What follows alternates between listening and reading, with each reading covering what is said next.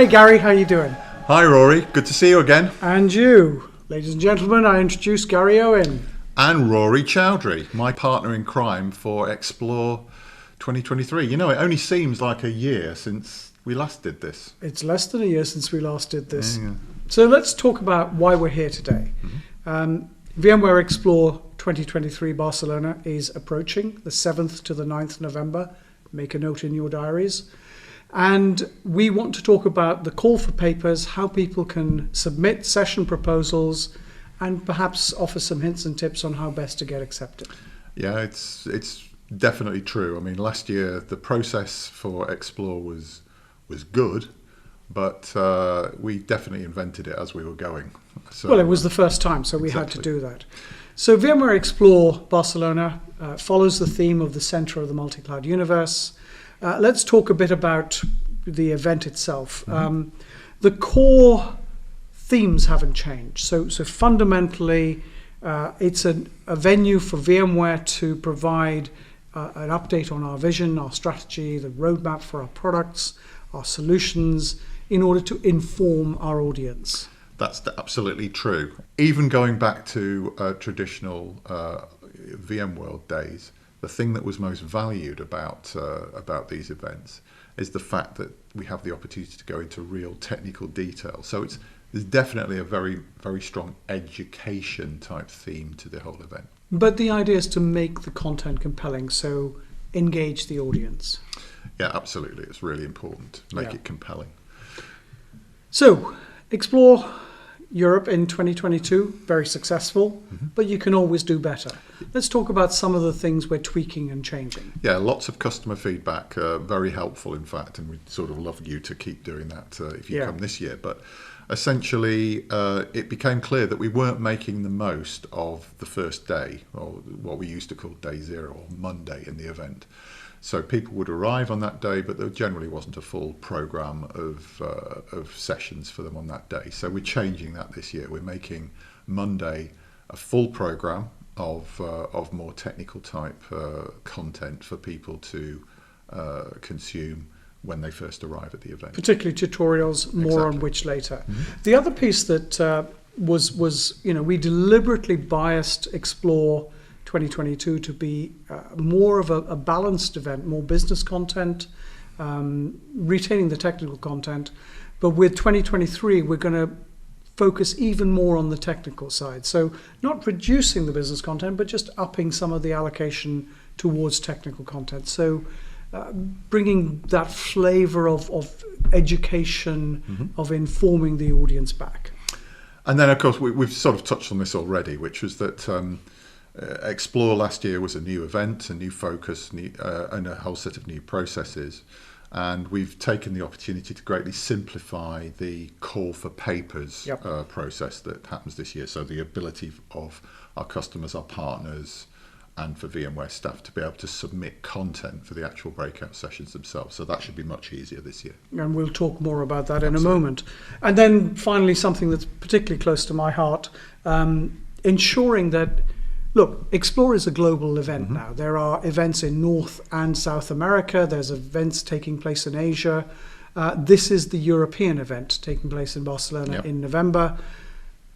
Sessions that have a European flavor, European presenters or European content or European case studies will be what we're looking for in priority to generic sessions. We're still going to do the deep technical product sessions, but if you've got a customer story that is European in flavor, a use case that's European in flavor, we're looking for more of that. Yeah, it's a very diverse region in all senses of that word, and we want to make sure that's reflected in the content. So let's talk about the types of sessions that the event contains. Obviously, you start with ragu and as you love to call it, the dry ice and lasers of the general session keynote. A number of different people will probably participate in that. It opens the event, it sets the theme, frankly, not just for the event, but for VMware's efforts going forward. And then there's another set, essentially a layer down, where our key solutions, we actually end up with a bunch of solutions focused keynotes as well, focusing on multi-cloud, focusing on end-user computing, focusing on networking and all security. the key business areas that we play in. Mm-hmm. And then we're going to add a new piece to that. Again, thank you for the feedback from our attendees. And that's the VMware Product Showcase, type of keynote style event, but much more of a focus on how you deliver the stories that we're telling in the general session that are then developed into the solutions themes of the solution keynotes. Which should be very interesting. It's the way the products fit into our various solutions. Yes, exactly. and use cases and so on. And then we get to our bread and butter, the stuff that we're going to be spending most of our time on for much of the second half of the year, which is curating all the various types of breakout sessions. So whether we're talking about a typical theatre session, whether we're talking about breakouts in the sense of panel sessions, and also things like Meet the Expert sessions as well. Yep. Now, all three of those types of sessions, they're open to everybody. They're open essentially to the general public, which is, so VMware people can propose sessions, customers can propose sessions, and partners can propose sessions. Or even, none of the above. Industry experts, analysts, people who have an interest or an expertise in that area. And it's our job to ensure that we get good, compelling, exciting, intriguing proposals in, and then we will then sift through those to, hopefully thousands of proposals that we actually get down to whatever it's going to be, sort of 300 or so sessions and we'd be remiss if we didn't mention that there are plenty of other types of sessions. For example, the traditional hands-on labs makes its return. That's not open to general proposal. That is curated by VMware. Our Solutions Exchange has multiple exhibitors, many of whom have booth theatres where there are sessions, typically shorter, that range across the board of deep technical to high business. So we'll talk about, really, for the rest of this video, essentially the process for you to actually submit proposals for these sessions, and then how to maximize your chances of those proposals being accepted for the actual event itself. Yeah. I think it's worth calling out the fact that there are probably somewhere around 300 plus sessions that we're going to curate. Last year, from just over 2,000 proposals, we're hoping to have at least an equivalent number this year to choose from. But those do then get split down into multiple tracks, and even within those tracks we have different levels of technical content, 100, 200, 300, and also different levels of business content, 100 and 200. So what initially seems like a very large number then gets sliced down as we ensure that we populate all the different types of sessions and the different levels into a relatively small number. So adhering to the principles and making sure your submission is the best it can be vastly increases your chance of selection. Which brings us neatly on to the next step, which is how do you submit a proposal? Yeah, which is obviously very close to our hearts. But it's not just about how, but it's about how do you make sure the chances of being accepted are as high as possible. So as we record this video, I think what we'll do is we'll put up on the video a QR code that people can scan to submit. And I stress there is only one process, one call for papers, one pathway to submit your proposal. That's the big change. Which is a big change from last year. That's the big change from last year. Last year was much more complicated with multiple URLs depending on whether you were a customer, a partner, or a VMware person. But before you submit, number one piece of advice. Absolutely, which is when you go through to that URL, you'll see in the top left-hand corner, you'll see a link to go to the VMware Explore 2023 submission guidelines. It is absolutely our number one recommendation. In fact, I would go as far as to say that it's critical that you should click on that link, you should download the document, and you need to spend a good half an hour reading it in detail. Essentially, everything you need to know to maximize your chances of putting a big smile on your and my face, Rory, is actually held in that document. So it's really. And it was written by very smart people, and frankly, it's good advice for any event, not just Explore. But please do, before you start your submission and before you submit anything, please read that. Yeah, it document. defines the session types. It defines for each session type what are the requirements, what are the recommended ways forward to actually put stuff in there. It's got advice on how to structure titles and abstracts and so on and so forth. And we'll talk about that in a little bit more detail. Well, let's talk about it now. So, Yeah, okay. other tips to ensure a compelling session proposal. I would say fill out all the fields. There is a reason we have all the fields in there. So think about who's your audience, what is the track that you want your session to be included in. If you're talking about products, which products are being mentioned, what level of, what is the level of your content? Is it technical, 100, 200, 300, etc.? Fill out as much information as you can. We even have a free-form notes field in case you want to add some thoughts and information in there. But more important than everything else is the title and abstract. Yeah, we can't overstress this. Think of the title and abstract as being your shop window for your session, or for your proposal. Well, for both, both the proposal and the session. Ultimately, if your session is accepted, it'll go into the event catalogue, and the event catalogue is essentially a database that attendees to the event will use to decide whether they go and see your session or not.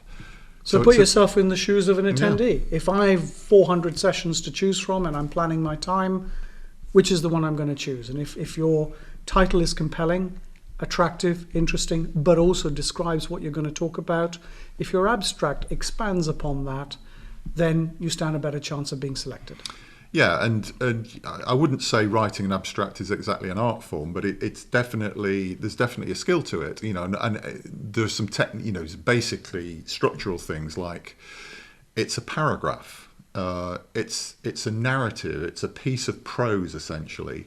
So don't do things like don't put bulleted lists in there because it's not compelling to read. It's difficult in the format that you actually would consume that information, and it makes, frankly, your job and mine more difficult to actually make it good. And again, I'll repeat my personal theme of if you've got a European flavour to your content, stick it in there. Let us know about it.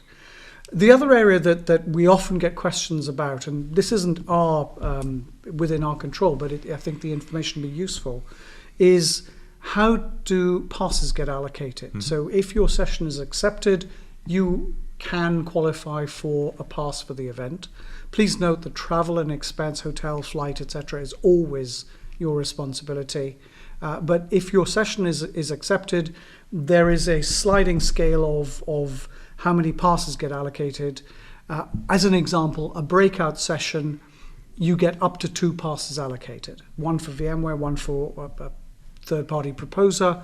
It doesn't mean you can only have 2 presenters. You can have as many presenters as you want, but only 2 passes get allocated. And each different session type has an allocation.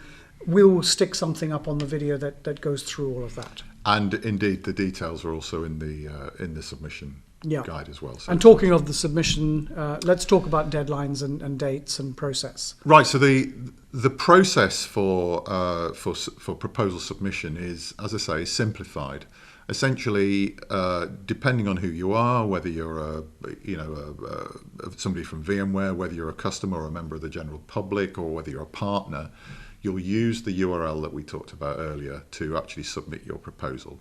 That then goes into a big database that you and I have access to.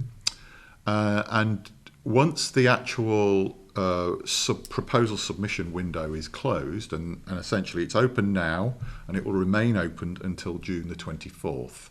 So that's your drop-dead deadline for getting your proposal in there. Remember that date, June the 24th. 6 p.m. UK time. Exactly. Now, we then have a deadline to accept 15%, roughly, an initial tranche of sessions for the event by June the 26th. And so we do that. We have this 15% because we want to put content for the Barcelona event actually into the content catalogue as early as possible to give early adopters, people registering,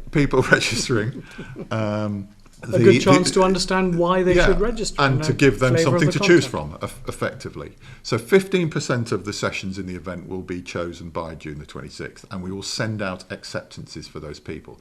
Now, we'd say if you haven't received an acceptance by June the 26th, do not despair. That does not mean that your session hasn't been accepted. It just means you're not in that initial 15%. So we're looking to accept another 70% by September the 8th, so early September. Yeah. We will look to have about 85% of the overall content catalogue populated. Yeah. So again, the earlier you submit, the better chance you stand. Deadline 24th of June, first selection 15% by 26th of June-ish, and then second selection 8th of September.